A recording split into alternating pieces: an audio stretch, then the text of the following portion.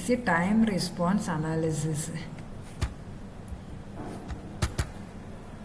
So the introduction of time domain means in time domain analysis, the response of a dynamic system to an input is expressed as a function of time alone. So it is the time domain analysis means it is possible to compute the time response of a system if the nature of input and the mathematical model of the systems are known. Okay, so the input signal to control system are not known the fully of time. So if you are not having the time domain means it is difficult to express the actual input signal mathematically by the symbol equation. So we are using the time domain representation.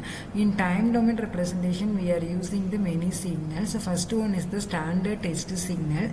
The characteristics of actual input signal or sudden shock and sudden change means it having the constant velocity and constant acceleration. Okay, so the dynamic behavior of a system is therefore judged and compared under the application of the standard test signal.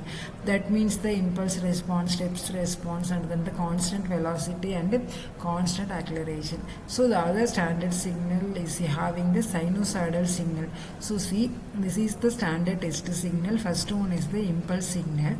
So the impulse signal imitate the sudden shock characteristics of actual input signal. See the waveform. This is the time domain representation. So A is equal to 1 means the impulse signal is called as a unit impulse signal. The value of parameter A is 1 means it is having a unit impulse signal. Next one is the step signal. The step signal imitate the sudden change characteristics of the actual input signal. Here A is equal to 1 means the step signal is called as a unit step signal.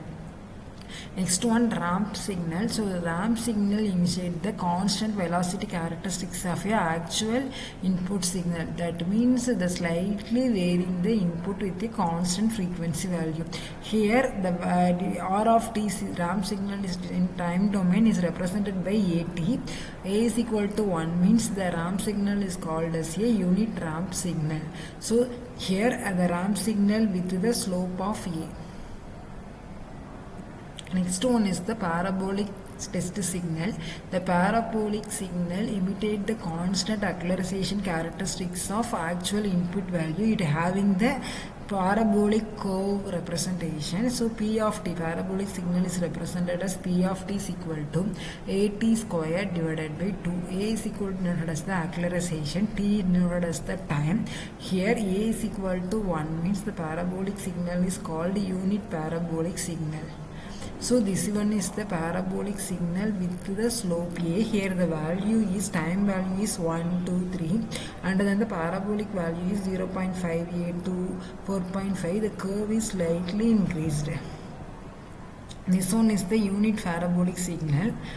Unit parabolic signal means the acceleration value is constantly varying. So next one, the time response of a control system. So time response of a dynamic system, a response to an input is expressed as a function of time. See the system. So this is the continuous signal. This is converted into the waveform. So the time response of a system, it is having mainly two components. First one is the transient response. Another one is the steady state response. So the time response of a control system means the response of the system is changed from equilibrium. It takes some time to settle down. The settling time it will be taking some more time. This is called as a transient response. So next one, steady state response. The response of the system after the transient response means is called as a steady state response. See the waveform. So here step input and then the steady state. The curve is drawn between with the verses of step input and steady state response. So this is denoted as the blue line is denoted as the transient response of a system.